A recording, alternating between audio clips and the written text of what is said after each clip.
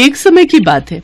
किसी गांव में चंद्रपाल नाम का एक गरीब लड़का अपनी बूढ़ी माँ यशोदा के साथ रहता था। चंद्रपाल जब पैदा हुआ था तब से ही उसका एक हाथ खराब था, जिस कारण वो एक हाथ से ही काम कर पाता था। चंद्रपाल गांव के जमींदार के पास खेतीबाड़ी का काम करके घर का गुजारा चलाता था। चंद्रपाल की माँ को अब उसकी शादी की ही चिंता थी। वो चाहती थी कि उसके जीते जी चंद्रपाल का घर बस जाए। इसी चिंता में वो परेशान रहती थी। ये लो यशोदा बहन, मिठाई खाओ। मैंने अपने बेटे सुधीर का रिश्ता एक बहुत बड़े घर में तय कर दिया है। लड़की बहुत ही पैसे वाले घर की है। अच्छा, ये तो बहुत अच्छी बात है। मेरे चंद्रपाल के लिए भी कोई लड़की हो तो बताना। अब मैं भी चंद्रपाल के विवाह के बारे में सोच रही हूँ। यशोदा बहन, चंद्रपाल का हाथ खराब है, ये बात गांव का बच्चा बच्चा जानता है। और ऊपर से वो 50-100 रुपए की नौकरी करता है। उसे कोई अपनी लड़की नहीं देगा। हाँ, कोई गरीब मजबूर हो तो वो तुम्हारे बेटे के साथ अपनी बेटी की शादी कर सकता है, पर वो भी तुम्हें ढूंढना पड़ेगा। अब एक हाथ से अपाहिज लड़के को भला कौन लड़की देगा। अच्छा, मैं चलती हूँ। पड़ोसन की बातों को सुनकर यशोदा बहुत दुखी हो जाती है। तभी चंद्रपाल आ जाता है। चंद्रपाल का चेहरा थोड़ा परेशानी से भरा और उदास था। क्या हुआ बेटा, तेरी तबीयत ठीक नहीं है क्या? आज तू जल्दी आ गया। माँ, जमींदार साहब ने मुझे काम देने से मना कर दिया है। वो कह रहे थे कि मैं एक हाथ से ही काम कर पाता हूँ, इसलिए उन्होंने मेरी जगह किसी और को काम पर रख लिया और मेरा हिसाब कर दिया। जी छोटा मत कर बेटा, कोई ना कोई काम तुझे जरूर मिल जाएगा। तू बैठ, मैं तेरे लिए रोटी लेकर आती हूँ। अगले कई दिनों तक चंद्रपाल को कोई काम नहीं मिलता। अब इस गांव में उसके लिए कोई काम नहीं था, इसलिए उसने बड़े नगर में जाकर काम ढूंढने के बारे में सोचा। माँ, तुम अपना ख्याल रखना। जैसे ही मुझे कोई काम मिलेगा मैं तुरंत तुम्हें अपने पास बुला लूंगा। अपना ख्याल रखना बेटा, मेरा आशीर्वाद तुम्हारे साथ है। तुम अपने हर काम में सफल हो। अपनी माँ से विदा लेकर चंद्रपाल बड़े नगर में काम ढूंढने के लिए निकल पड़ता है। चंद्रपाल को किसी भी नगर में कोई काम नहीं मिलता। वो जिस भी नगर में जाता उसके अपाहिज हाथ को देखकर सब काम के लिए मना कर देते। चंद्रपाल अभी नगर में घूम ही रहा था कि तभी एक बूढ़ा आदमी उससे मदद मांगता है। बेटा, बहुत भूख लगी है, कुछ खाने को दे दो। बाबा, मेरे पास ये कुछ रोटियां हैं, आप ये खा लो। बेटा, तुमने मुझे अपनी रोटियां दे दी, अब तुम क्या खाओगे? बाबा, मैं तो अभी नगर नगर घूम रहा हूँ, कुछ न कुछ खरीद कर खा लूंगा। अच्छा, मैं चलता हूँ। अच्छा, तो तुम इस नगर के नहीं हो, तुम परदेसी हो। वैसे तुम नगर नगर क्यों भटक रहे हो? बाबा, मैं काम की तलाश में निकला हूँ। चंद्रपाल उस बूढ़े व्यक्ति को अपने बारे में बताता है। बेटा, अगर तुम अपनी परेशानी को दूर करना चाहते हो तो तुम यहाँ से सीधा सुंदर नगर जाओ। वहाँ जाकर तुम्हारी सारी परेशानियों का हल तुम्हें मिल जाएगा। बूढ़े व्यक्ति के कहे मुताबिक चंद्रपाल सुंदर नगर पहुँचता है। बूढ़े बाबा ने मुझे कहा था कि मेरी सारी परेशानियों का हल मुझे सुंदर नगर में मिलेगा, पर यहाँ तो कोई है ही नहीं। यहाँ तो सारा बाजार बंद पड़ा है। यहाँ मुझे क्या काम मिलेगा? कहीं मैंने यहाँ आकर कोई गलती तो नहीं कर दी? वो एक आदमी जा रहा है, उससे पूछता हूँ। भैया, जरा रुकना। बोलो भैया, क्या बात है? तुमने मुझे क्यों रोका? ये नगर में इतना सन्नाटा क्यों है? बाजार भी बंद पड़ा है। भैया, सन्नाटा क्यों नहीं होगा है? जिस राज्य की राजकुमारी की जिंदगी की आखिरी रात हो, उस राज्य में कैसी खुशहाली। राजकुमारी मधुरिमा को बहुत ही गंभीर बीमारी हुई है, जिसका इलाज बहुत ही मुश्किल है। तो किसी वैद्य से पूछा जाए कि इसका इलाज कैसे संभव है। महाराज ने बहुत से वैद्य और हकीमों को दिखाया है। उनका यही कहना है कि अब राजकुमारी सिर्फ सुनहरी गाय का दूध पीकर ही ठीक हो सकती हैं।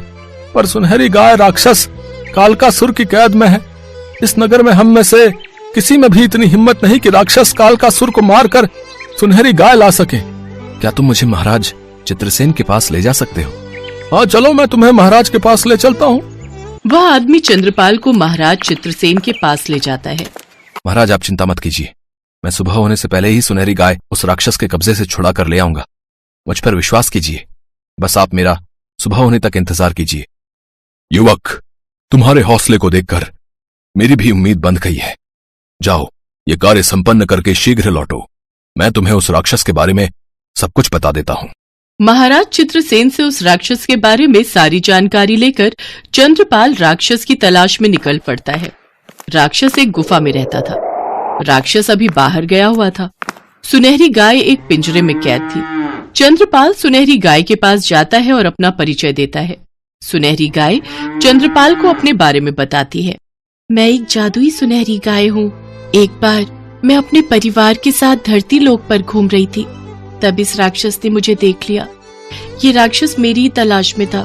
उसने मुझे पकड़ लिया और अपनी शक्तियों से मुझे इस पिंजरे में कैद कर लिया। मेरे जादुई दूध का पान करके वो राक्षस अपनी शक्तियों को बढ़ा लेता है। मुझे अब उस राक्षस की कैद में नहीं रहना। मैं अपने लोक वापस जाना चाहती हूँ।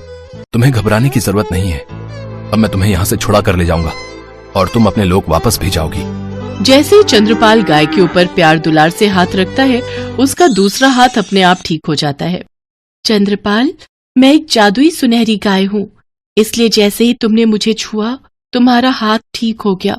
ये जादुई तलवार लो और उस राक्षस का खात्मा करो। चंद्रपाल के हाथ में एक तलवार आ जाती है। जैसे ही राक्षस आता है, चंद्रपाल उसके सामने आ जाता है। तू कौन है और यहाँ मरने क्यों आया है? मैं नहीं, तुम मारे जाओगे मेरे हाथ से। मैं तुझे कच्चा चबा जाऊंगा। डरो नहीं चंद्रपाल, ये तलवार राक्षस के पेट में घोंप दो, इससे वो मर जाएगा।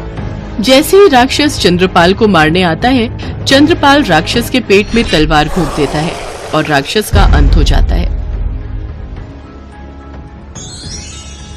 चलो सुनहरी गाय, आज तुम इस राक्षस की कैद से आजाद हो गई हो। सुनहरी गाय, हमें बहुत जल्द सुंदर नगर पहुंचना होगा, पर सुबह होने में सिर्फ कुछ ही देर बाकी है। हम इतनी जल्दी सुंदर नगर कैसे पहुंचेंगे?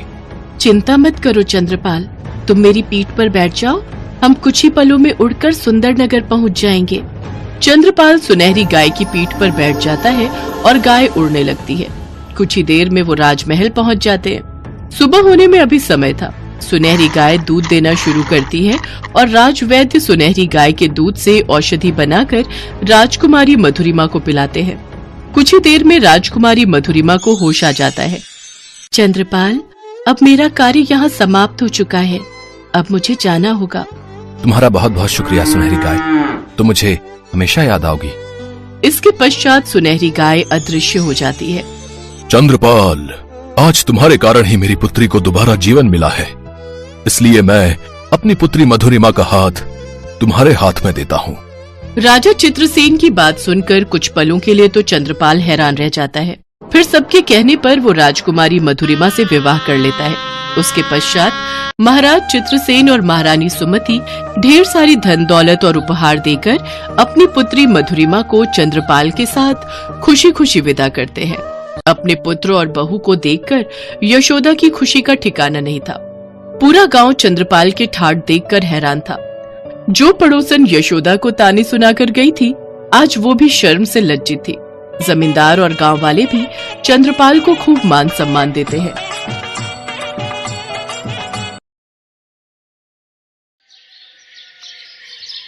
अले मम्मी, दे तो ना, ये दाय तो तुझ भी नहीं खा रही है। वो खा लेगी बेटा, उसका पेट भरा हुआ होगा। जाओ तुम खेलो। पर मम्मी। अरे कहा ना वो खा लेगी। जाओ, अब मुझे परेशान मत करो। 4 साल की मासूम प्रिया अमरपुर गांव में अपने पिता हरीश और मां ममता के साथ रहती थी। हरीश एक किसान था और ममता घर पर रहकर अपनी बच्ची और घर का ख्याल रखती थी। हरीश के पास एक गाय थी जो हमेशा उनके घर के पीछे बाड़े में बंधी रहती थी। प्रिया ने उस गाय का नाम मंगो रखा था, क्योंकि जब भी प्रिया मंगो के पास जाती थी वो जीभ निकालकर खड़ी हो जाती थी। प्रिया कहती थी, जब देखो कुछ न कुछ खाने को मांगती रहती है, इसलिए उसने गाय का नाम मंगो रखा था। प्रिया ज्यादातर समय मंगो के पास बाड़े में ही खेलती रहती थी। मंगो को भी प्रिया को खेलते देखकर बहुत अच्छा लगता था। फिर एक दिन, प्रिया, ओ प्रिया, अरे कहाँ चली गई? हाँ मम्मी, मैं इधर हूँ, मंगो के पीछे, उसे खाना खिला रही हूँ। ओहो बेटा, मंगो कोई बच्ची थोड़ी है, वो खा लेगी। मुझे पता है मम्मी, मगर मंगो को अपने हाथ से खिलाना मुझे अच्छा लगता है। अच्छा बाबा, ठीक है, खिला अपने हाथों से इसे, पर जल्दी अंदर आ जाना और अपना खुद भी खाना खा लेना। प्रिया मंगो के पास खेलती रही और ममता घर के अंदर चली गई। अब बाड़े में प्रिया और मंगो अकेली थी, लेकिन ऐसा नहीं था कि वहां कोई और नहीं था। ये एक भारी भरकम बाघ था जो पास ही घात लगाए बैठा था। उसकी नजर छोटी सी प्रिया पर थी और मौका पाते ही वो उसकी तरफ झपट पड़ा। बाघ की छलांग देखकर मंगो को एहसास हो गया कि बाघ जरूर प्रिया की जान ले लेगा। लेकिन उससे पहले ही मंगो ने पूरी ताकत के साथ अपने गले में बंधी रस्सी को झटका दिया और उसकी ताकत से रस्सी समेत खूंटा भी जमीन से उखड़ गया। अब मंगो प्रिया और बाघ के बीच खड़ी थी। प्रिया डर से थर-थर कांप रही थी और मंगो आंखें फैलाए और नथुने फुलाए बाघ को घूर रही थी। बाघ भी समझ गया था कि प्रिया से पहले उसे मंगो से जूझना ही होगा। देखो, चुपचाप चले जाओ यहाँ से। तू भूल गई है क्या कि तू एक गाय है और मैं एक बाघ हूँ? मुझे धमकाने की हिम्मत तुझ में कहां से आई? ये मेरी बच्ची है, तो इस तक पहुंचने से पहले तुम्हें मुझसे लड़ना होगा। एक इंसान की बच्ची के लिए इतना प्यार, ऐसा क्या है इसमें? अगर ये इतनी ही प्यारी है तो फिर तो इसे खाने में और भी मजा आएगा। मैंने कहा ना, चुपचाप चले जाओ यहाँ से। मंगो अपनी बात पूरी कर पाती उससे पहले ही बाघ ने मंगो की तरफ छलांग लगा दी। मंगो भी बिना कुछ सोचे समझे उससे भिड़ गई। बहुत देर तक दोनों में भयंकर लड़ाई होती रही। बाघ मंगो पर अपने नुकीले पंजों से वार करता रहा और मंगो अपने सींगों से उठा उठा कर पटकती रही। उधर प्रिया एक जगह छिपकर ये सब देखती रही। आखिरकार मंगो के हौसले की जीत हुई और बाघ को हार मानने पर मजबूर कर दिया। बाघ लड़खड़ाते हुए जंगल की तरफ लौट गया। तब प्रिया बाहर निकलकर मंगो की तरफ दौड़ी और उससे लिपटकर रोने लगी। तब तक ममता भी वहां आ गई। ममता ने देखा कि प्रिया मंगो को गले से लगाए खड़ी है और मंगो के पूरे बदन से कई जगह खून बह रहा है। ये देखकर ममता घबरा गई। उसने तुरंत प्रिया को गोद में उठाया और वहां से चली गई। मंगो चुपचाप ममता को देखती रही। ममता ने एक बार भी उसके बदन पर हाथ नहीं फिराया, जबकि मंगो प्रिया के लिए अपनी जान पर खेल गई। फिर उसी शाम, सुनो जी, ये मंगो को अब छोड़ना होगा। पर ऐसा क्यों? क्या किया उसने? जरा जाके उसकी हालत देखो, पता नहीं किससे भिड़ कर आई है। भिड़ के आई है मतलब? पता नहीं किससे लड़ पड़ी है। पूरे शरीर पर घाव ही घाव है। मुझे तो लगता है कहीं पागल तो नहीं हो गई। उसका यहाँ रहना अब ठीक नहीं है। छोटी सी बच्ची है घर में, बेचारी सुबह से सहमी हुई है। क्यों? उसे क्या हुआ? अब मुझे कुछ नहीं पता। आप बस अभी जाओ और उसे कहीं छोड़ कर आ जाओ। अच्छा ठीक है, मैं जाकर देखता हूँ। हरीश पीछे बाड़े में गया तो उसने देखा कि मंगो वहां पर उदास बैठी थी। उसके शरीर पर कई जगह घाव थे जिनमें से खून बह रहा था। ये देखकर हरीश की आंखों से आंसू आ गए। उसके घाव देखकर हरीश को लगा कि शायद अब मंगो बच नहीं पाएगी और वो मंगो को अपनी आंखों के सामने मरता नहीं देख सकता था। उसने मंगो की रस्सी हाथ में ली और उसे जंगल की तरफ लेकर चल दिया। मंगो भी लड़खड़ाती हुई उसके पीछे पीछे चल दी। काफी दूर पहुंचकर हरीश ने मंगो की रस्सी हाथों से छोड़ दी और मंगो के सिर पर हाथ फिराकर वहां से वापस चला आया। मंगो उसे जाते हुए एकटक देखती रही, लेकिन उसने हरीश को रोकने की या उसके साथ जाने की कोशिश नहीं की और मुंह लटकाए जंगल की तरफ बढ़ गई। दर्द और भूख से परेशान मंगो एक पेड़ के नीचे बैठ गई कि तभी उसे किसी के रोने की आवाज सुनाई दी। अरे ये क्या? ये तो किसी के बच्चे के रोने की आवाज है। मंगो आवाज की तरफ धीरे धीरे बढ़ी। तभी उसने देखा कि एक बड़े से पत्थर के पीछे बाघ का एक छोटा सा बच्चा रोए जा रहा था। अरे तुम तो बड़े प्यारे हो, पर रो क्यों रहे हो? मेरे बाबा अभी तक नहीं आए और मुझे बहुत भूख लगी है। कहाँ है तुम्हारे बाबा? मुझे नहीं पता, वो मुझे यहीं छोड़ कर गए थे और कहकर गए थे कि थोड़ी देर में खाना लेकर आएंगे। मंगो दर्द से बेहाल थी, लेकिन बाघ के बच्चे को भूख से बिलखता देख उसने फौरन उस बच्चे को अपने पास बुलाया और उसे अपना दूध पिलाने लगी। बाघ का बच्चा भी मंगो से लिपटकर दूध पीता रहा। इसी बीच वहां किसी के कदमों की आहट हुई। उस आहट को सुनकर मंगो घबरा गई। उसने फौरन बाघ के बच्चे को खुद से चिपका लिया और पलटकर देखा तो सामने वही खूंखार बाघ खड़ा था जिसने प्रिया पर हमला किया था। अच्छा, तो तुम यहाँ भी आ गई। मेरे बच्चे को छोड़ दे, वरना अब नहीं बच पाएगी मुझसे। क्या ये तुम्हारा बच्चा है? हाँ, यही मेरे बाबा हैं। इतना कहकर वो बच्चा जाकर उसी बाघ से लिपट गया। ये देखकर मंगो खुश थी, लेकिन तभी बाघ ने गुस्से से अपने बच्चे से पूछा, इसने तुम्हें कोई नुकसान तो नहीं पहुंचाया? नहीं नहीं बाबा, ये तो बहुत अच्छी हैं। मुझे बहुत भूख लगी थी तो इन्होंने मुझे दूध पिलाया और बहुत प्यार भी किया। अपने बच्चे की बात सुनकर बाघ हैरान रह गया। उसका नजरिया मंगो के प्रति एकदम बदल गया। वो मंगो के पास आया और बोला, अब मुझे माफ कर दो, मैंने तुम्हें गलत समझा। मुझे लगा कि तुम मेरे बेटे को नुकसान पहुंचाने आई हो, पर मैं ये भूल गया कि उस दिन तुम तो एक इंसान की बच्ची के लिए अपनी जान पर खेल गई थी। कोई बात नहीं। अच्छा, तो मैं चलती हूँ। रुको, वैसे तुम यहाँ क्या कर रही हो? तुम तो वहाँ उस इंसान के पास रहती थी। मंगू ने उस बाघ से कुछ नहीं कहा और आंखों में आंसू लिए वहां से चल दी। वो चलते हुए लड़खड़ा रही थी। ये देखकर बाघ के बच्चे ने कहा, ये कितनी अच्छी हैं, पता नहीं किस गंदे जानवर ने इन्हें चोट पहुंचाई। बाघ के पास अपने बच्चे के सवाल का कोई जवाब नहीं था। मंगू वहां से चली गई और रात भर जंगल में भटकती रही। फिर अगले दिन उसी बाघ ने देखा कि एक शेर मंगू की जान लेने की कोशिश कर रहा था और मंगू पूरी ताकत के साथ उसका मुकाबला कर रही थी, लेकिन उसकी हालत खराब थी और वो कमजोर पड़ रही थी। मंगू की जान खतरे में देखकर बाघ शेर से भिड़ गया और फिर दोनों ने मिलकर शेर को वहां से भगा दिया। बाघ मंगू को अपने साथ अपनी गुफा में ले गया। मंगू को देखकर बाघ का बच्चा बहुत खुश हुआ और वो मंगू के घावों को चाटने लगा। बाघ वहां से चला गया और मंगू उसके बच्चे के पास बैठ गई। ऐसे ही कई दिन बीत गए। बाघ हर रोज शिकार करता और उसका बच्चा मंगू के साथ खूब खेलता। वक्त गुजरा तो मंगू के घाव भी भर गए और वो बिल्कुल अच्छी हो गई। फिर एक दिन, मुझे यहाँ बहुत दिन हो गए हैं, अब मुझे चलना चाहिए।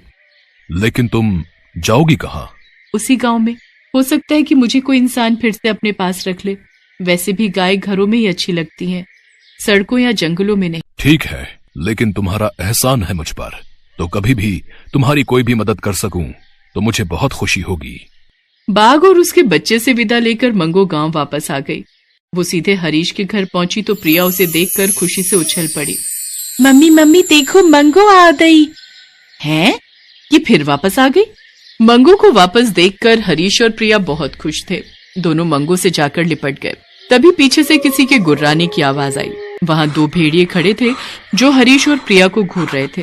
उन भेड़ियों को देखकर हरीश और प्रिया बुरी तरह घबरा गए, लेकिन अगले ही पल झाड़ियों के पीछे से बाघ निकला और मंगू के साथ जाकर उन दोनों भेड़ियों के सामने खड़ा हो गया।